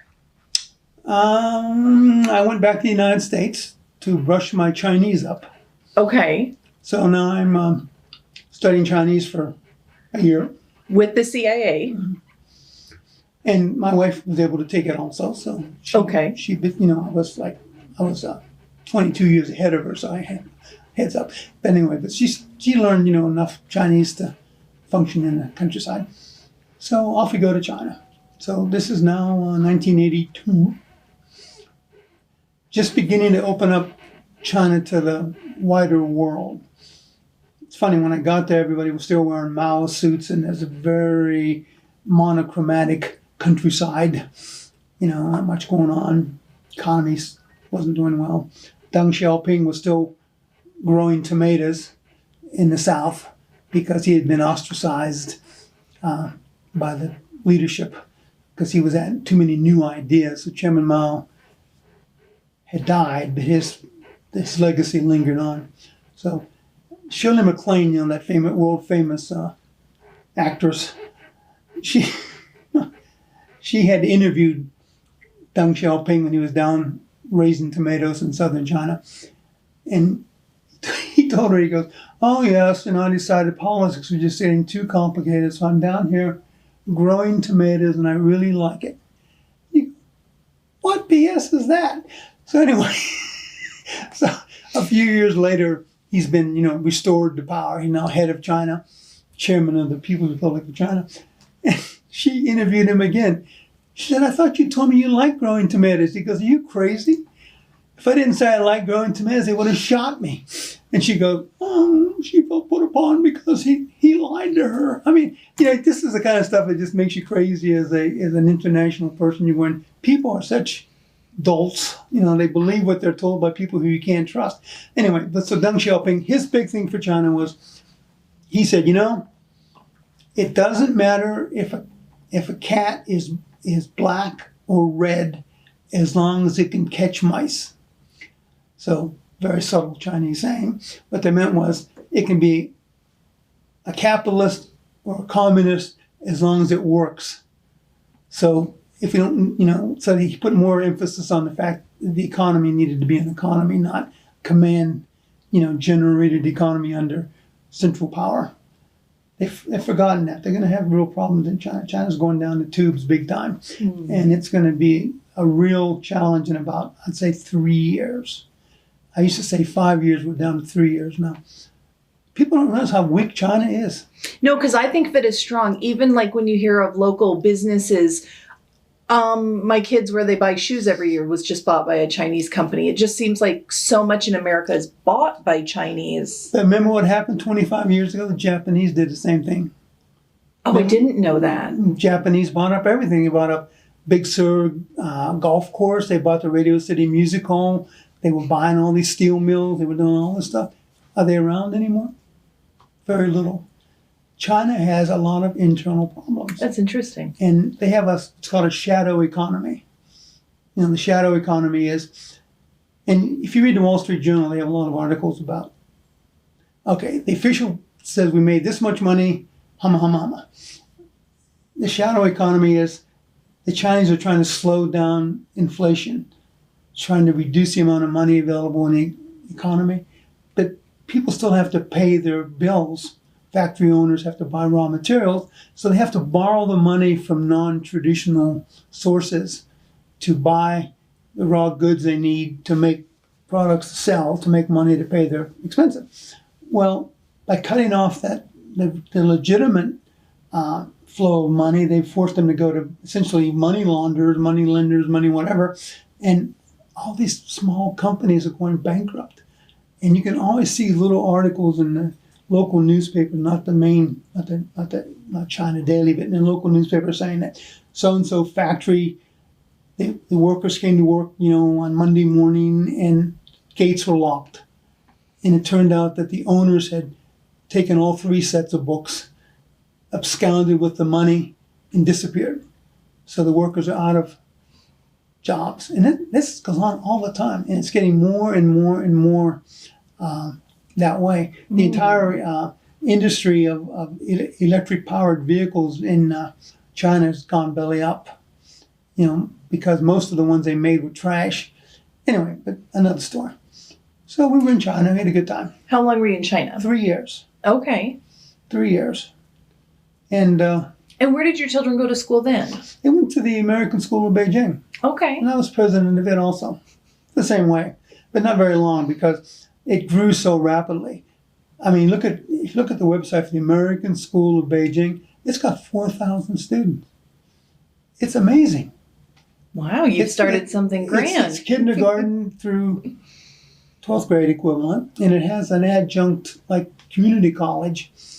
Really amazing. I mean, and since my daughter was a graduate of it, she belongs to their website and everything, and it's really kind of fun. And she still keeps in touch with some of her friends. So she must have had friends from around the world. Yes. Yeah. Yeah. Well, and that's true. I mean, really from around the world. Even in Somalia, we had lots and lots of friends, because even if you weren't from an English-speaking country, oftentimes they would send their children to the American school because they would then learn English. And, English is the language. If you don't know English, you're not a serious person. People always say to me, isn't it terrible how few Americans speak a foreign language? Let me ask you a question. What foreign language should I, as an American, learn to speak? They go, so what language would I use in daily life that would be an economic advantage to me? I said, you speak English, your native language is French, or your native language is German, or your native language is Dutch. And it's valuable to you to know English. Why would I want to learn Dutch? I would never speak to anybody of any importance. And they go, oh. I said, well, maybe if I was going to actually recommend an American to study language, I guess we should learn Spanish because that's the most socially actually useful language. But that doesn't really count because it's not really used on the international stage. It's funny because people always talk about how American diplomats don't speak foreign languages enough. I'm going, okay, I speak Somali. That's because I'm crazy. I mean, why would you want to learn to speak Somali? Because that meant you would go to Somalia forever, If you learned, supposedly in the old days, you had to learn French or German. But then you could go almost any place if you spoke French. But if you speak Somali, you pretty much go to Somalia. Not the place you want to hang out with for your entire career. Anyway. That's funny. So after China, where did you go then? Well, my wife and I were working together, CIA, and they said, we were a valuable asset because we were a working couple. So they could send us someplace and they would only have to have one household effect shipment and one apartment. Cheaper than 2 shipments, 2 apartments. They wanted to get the most bang for their buck. Who want you to go to? In those days, it was Bombay, Mumbai. Nowadays, Bombay. Said, actually, Bombay would have been kind of an interesting assignment, except our children both would have to go to boarding school. because there was no school in American school in Bombay at the time. Well, that doesn't sound too bad. It's in India, but it's 3 days away by train. India has not quite reached, I think it's about 1885 at the moment in India in terms of things like that.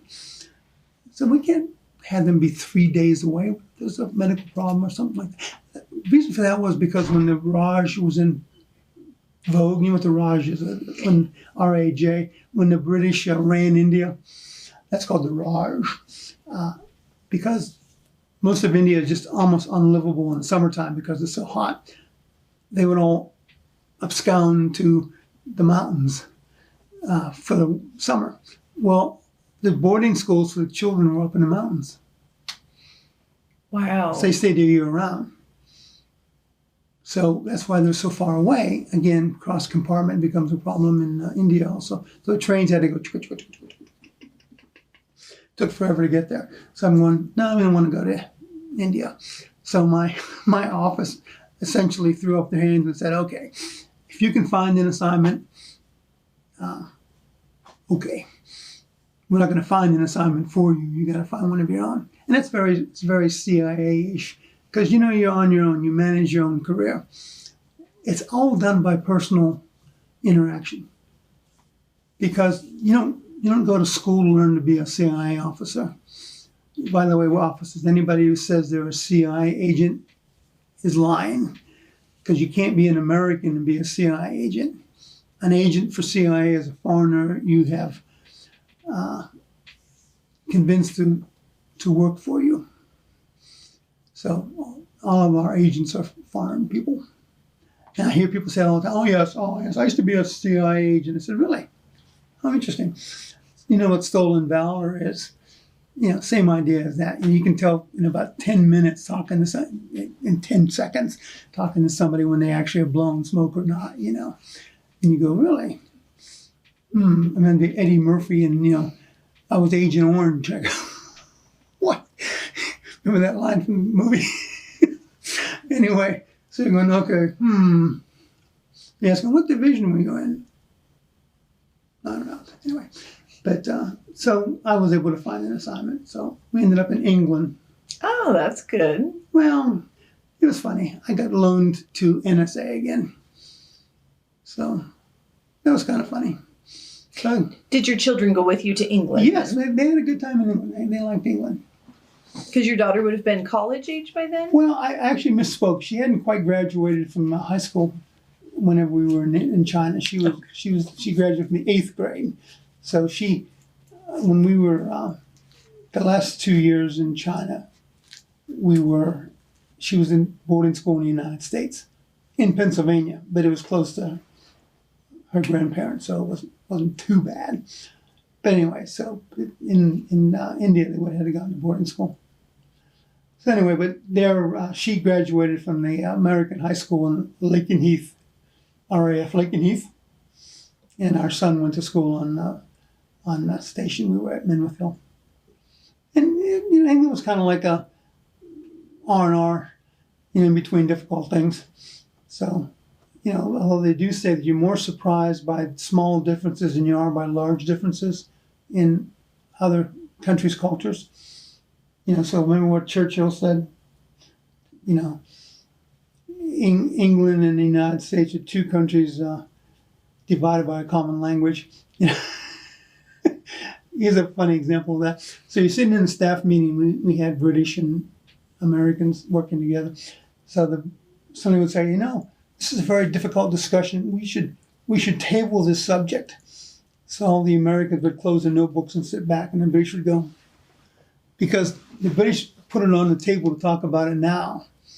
The Americans put it on a side table to talk about it later. And you're going, just a small example of that, They also tend to put the emphasis on the wrong syllable. At least when it's a different syllable. They say brochure. You go, brochure. They say controversy. My favorite one was altimeter. I said, why do you say altimeter? I was a pilot. Why do you say altimeter? We would say altimeter in American English. You say speedometer? No, they don't say speedometer. But I suppose their version is the original, right? And we've turned it into American English. Well, yes. Okay, you'll appreciate this as a veteran.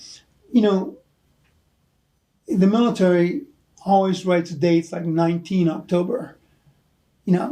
That's the way you do it. And the reason for that is because at the beginning of the Second World War, Americans would write dates like 10, 19, 19. Well, the British, to them, that means, well, that's a bad example. They would put the day first and then the month. So the 6th of June was 06. That's 06, who cares? Anyway, but we had to change because we had to then follow the British practice. And they had to change because they on their maps, they always marked the friendly forces as red, in the color red, whereas we use red for the bad guys. So they had to accept the fact that they wouldn't use red anymore for the good guys because, of course, the British Army, wore red uniforms. So that was British. So it's kind of funny. It's sort of things like that. That is funny. Yeah. Okay, so we're closing in on the end here. So there we are in England. I get a phone call from my boss saying, what are you doing there? You need to get a real job. We want to promote you. You have to come back to the United States. The expression we would use, like the military expression, is you need to be close enough to be in the flagpole's shadow, headquarters. The shadow has to fall upon you, otherwise people don't know who you are or anything. So they gave me a pretty good job. I had a good job. I was in charge of military activities and everything. So I did that for a while and then got promoted. That was good. And then a few years later, I was in charge of an analytical element. Again, CIA doesn't have career fields. You basically said, we need you to do this. And you say, okay, I can do that. It's really kind of an interesting organization. As I said, they trust you until they can't. So they said, how about you go over here and I'm going to send you to Somalia. You can be in charge of our Air Force over there. So that's what I did one time. We were restoring hope, in 1991, 92. Sent U.S. forces into Somalia to support the UN that was trying to put down the warlords and keep Mogadishu from being more painful than it already was. So I took 2 aircraft over there and we ran that for a while, had a good time, did various things. And then I decided it was time to do something else. So I had 32 years of government service. So I retired and entered the third phase of my life was to found and run and sell and buy a bunch of companies. So we did that. I had some friends and we all got together and said, let's put our money in and we'll start some companies. So that was very successful. So. And that was in Virginia? I was in Virginia. So we had a good time. By the way, I actually stayed in the Army Reserve. So after I left active duty, when I joined the agency, one of the first days you're there, you're doing your enter on duty processing, and various people spoke to you trying to encourage you to come work for them. I'd had my job lined up. So they had a Army Reserve organization there. So the person speaking to me said, you should come and join our unit. I said, okay, sure, I'll be happy to. He said, well, what rank are you? I said, I'm a CW2. He goes, CW2. I said, oh, man. He said, we don't have any warrant officer slots. I said, well, can you convert one of your commissioned officer slots to a warrant officer position?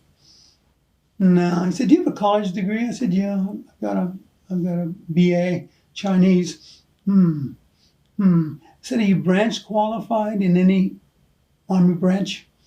I said, well, no, this goes back to one plans ahead. So I had taken all his correspondence courses. I had 15,000 hours of correspondence courses. Wow. So I was branch qualified in Armor, Artillery, Signal, MI, Chemical. Yeah. And he said, what? I said, yeah, pick any one of those. So they direct commissioned me. I was made a captain. So you would do your weekends then throughout? No, we didn't. CIA didn't do that kind of stuff. We we support military activities around the world all the time. So they say, we need somebody to go support an exercise. So go down to Florida, support an exercise called Elegant Eagle 74. No problem. And the CIA was, they understood sometimes you needed to go do these things. They supported it. So I would do 2 tours a year because they look for us to find positions that would be interesting for CIA.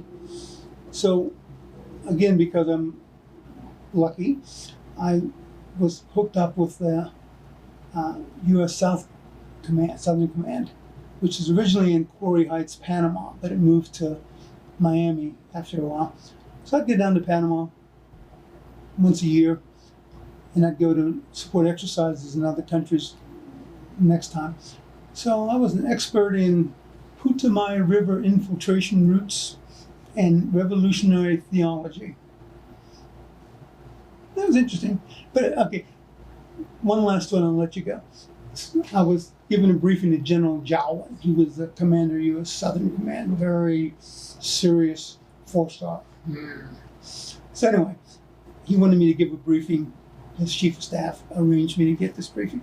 And I thought I wasn't paying as close attention as I should have.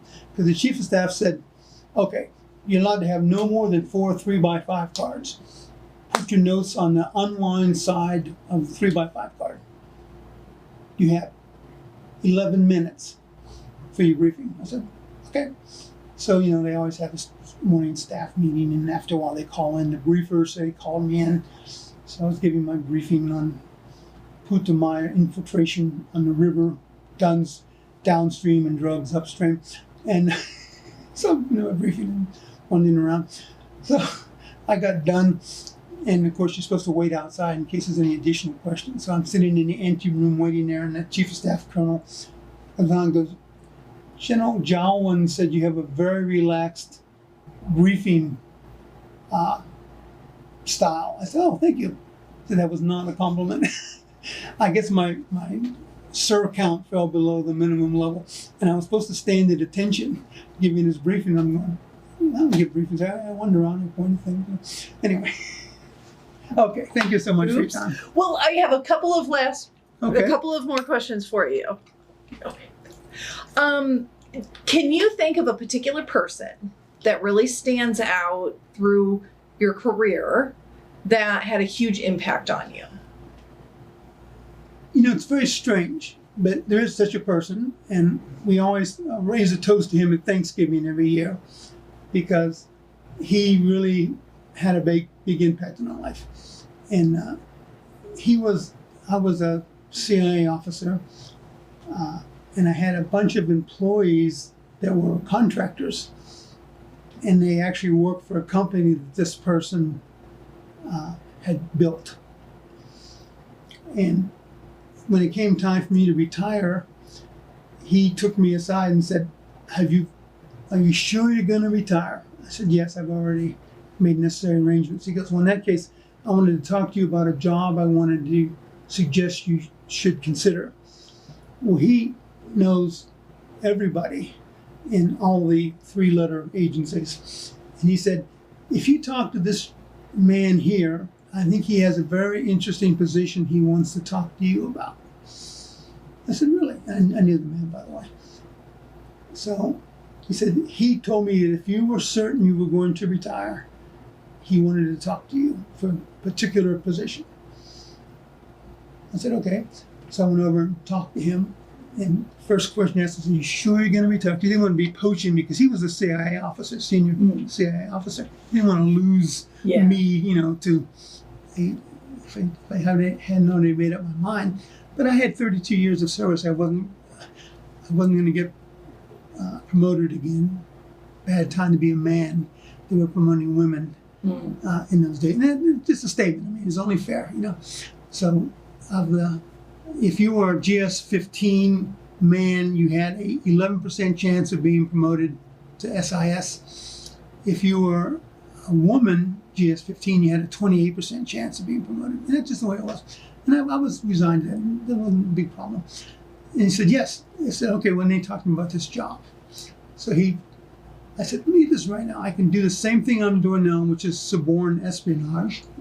Okay, I can do that. And yeah, and I'm working for you. Okay, sure. Anyway, so the gentleman who did that then hired me for his company because the CIA officer was one of the very smart people who said, you know, I need the right people. I don't need the number of people, I need the right people. So I wanted me to take on this job. So I took on the job, and it was great fun, and I did it and everything. And after that, this gentleman who had recommended me for the position, he and I became close friends, and then later on we started a company, and I became vice president, and we did some work together, and then we bought another company and put them together, and then we built another company and put them all together and started making equipment, and life was good after that. So a comfortable and very fulfilling 12 years followed. So I'm a third phase of my life. And you toast him because has he passed then? Because we thank him every day. Oh. You know, I said thanks to this gentleman. I won't tell you his name. We enjoy a lot of things in life, and our children and grandchildren have had amazing experiences because basically my biggest problem now is, unless I live to be 196, I got to spend more money. So I'm still trying to spend money. So it's great fun. That is good. But and why? Because, he chose me first because I was left-handed. It turns out this gentleman is a very close observer of people, and he's made his success. He was a CIA officer, and whenever the FBI agent Howard gave up the names of a bunch of our younger officers to the Soviets, his career was destroyed before he even really started, because he couldn't be a CIA officer anymore because his name was given away. So he then became interested in building companies. So he built a company. I was employee number 56 originally of this first company. He built it up to 800 people. And anyway, so he had noticed that certain people had characteristics that were very valuable, and among them are people who are left-handed tend to be a different type of approach to life. And there's actually validity in that.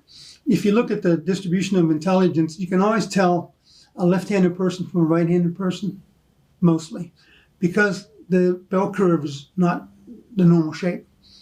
The bell curve if you take all left-handed people, it's scooshed in the middle. It's pushed out on the sides. That means there's more mental deficiency and more mental acute people than there are in a general distribution.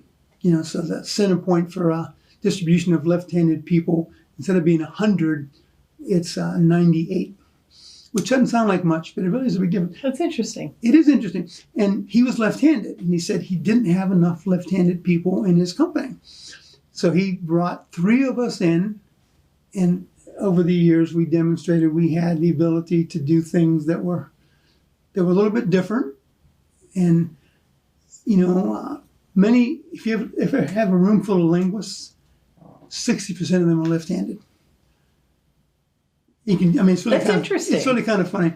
Left-handed people are pretty good at music, more so than generally speaking, languages, and sometimes, but not always, some math angle in there.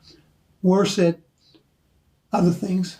You pay for something by something, So left-handed people have a higher percentage of speech impediments and stuff like that. Like I had a very tough time when I was young because I had a lot of difficulty with speech.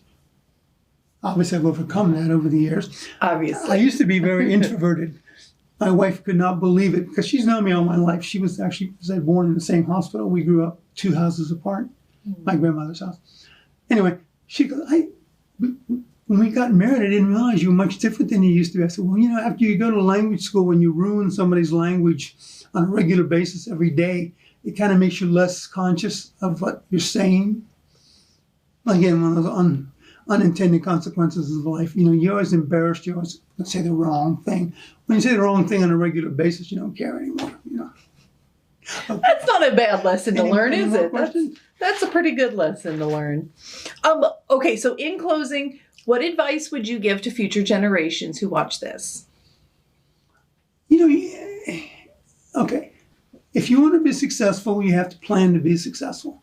And our children and grandchildren have asked my wife and I, how do we be successful? And the answer is, you can't guarantee it. What you can do is, remember, success is preparation meeting opportunity. So when it comes time to have an opportunity, you have to have prepared for it. I always took the long game. Now, you don't have to necessarily do that, because, I mean, I had worked very hard to be prepared to be successful in the military. Well, it turns out that other things in life don't lend themselves to quite so much structure. What you have to do is you have to make sure you have some sort of a plan. You know, they always teach an Army officer, you're taught, you know, you should always have alternatives, because if you ever find yourself in a position where you have no alternative, you are going to be unsuccessful. So you have to have thought a little bit about what you could do, what you can do, what you should do, and then choose the best courses of action. You know, what really helps when you think about big thoughts: strengths, weaknesses, opportunities, threats. That's called a SWOT analysis. Have you ever heard of that? Mm-mm. A SWOT analysis is how a successful business person, a successful general, people like that, plan for things, because you know what your strengths are. You hopefully know what your weaknesses are. Maybe you can recognize the opportunities, but you also have to know what are the threats. You know, is another company going to bring out a product better than yours? Cheaper than yours? You know, you have a workforce. What if the term in a workforce becomes too great? That means you don't have the ability to respond to an opportunity because you don't have the mental horsepower you need. That's why you always have to be thinking about that. And you know what? Know yourself. Sun Tzu, the very famous Chinese general, who said, to know yourself is to win 100 battles. We don't know ourselves. I like that saying. I like that. Well, you have to be The Art of War. The Art of War by Sun Tzu. And it turns out that one of the hardest things, and I think I've had several people in my life that have told me the truth. I had one of my soldiers said, you know, you probably don't intend it, but you tend to be very arrogant because you're impatient with people who don't get it. And I hadn't really focused on it, but he was absolutely right. And it really helped me a lot to think not everybody grasps things instantaneously. And that you have to deal with that. You know, part of your success in life is dependent upon making other people successful. And if you sort of denigrate them because they're not, you know, keeping up, shall we say, you have to help them, you know. And all that stuff kind of goes into making you a better person. But you got to have somebody tell you the truth, because you cannot form an understanding of how people perceive you, because perception is outside of your ability. So unless somebody tells you that you're being an egotistical schmuck, I mean, you know, how would you know that? Even your mother won't tell you that. That's true. Unless she's really mad, right? Well, yeah, but then you wonder, but you're discounted anyway, wouldn't you? It's got to be somebody whose opinion you value. Mm-hmm. I had a sergeant one time told me, he said, sir, when you pack, this is how you pack. You think about everything you need to take with you to cover the requirements of the trip. You lay them out very carefully, and you put 2/3 of them away, because you always have too much stuff. And if you have to carry it, it makes a big difference, you know. Okay. I should do that in my house. Yeah. Well, that concludes our interview with Jay Stover. Thank you so much for your time today, and thank you for your military service. I've enjoyed it, but you really still have an opportunity to talk like this.